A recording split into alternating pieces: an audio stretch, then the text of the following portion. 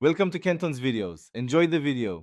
In this video, I will explain how to make honey mustard chicken wings.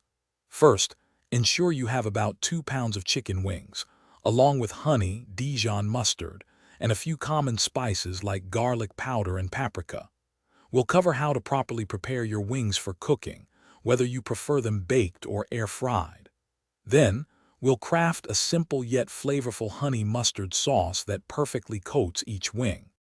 Begin by thoroughly patting about 2 pounds of chicken wings dry with paper towels. This step is crucial for crispy skin.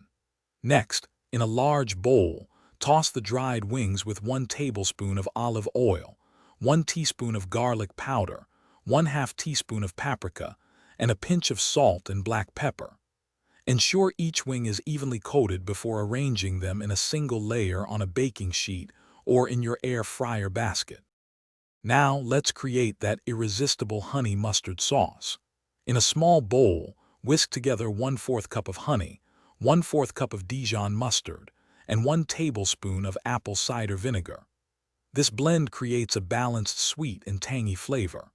Bake your prepared wings in a preheated oven at 400 degrees Fahrenheit for 40 to 45 minutes, flipping halfway, or air fry until golden and crispy. Once your wings are perfectly cooked and hot, transfer them to a large bowl and immediately toss them with the honey mustard sauce until every piece is generously coated. For an extra touch, garnish with some fresh chopped parsley or a sprinkle of sesame seeds before serving. These wings are fantastic as an appetizer or a main dish.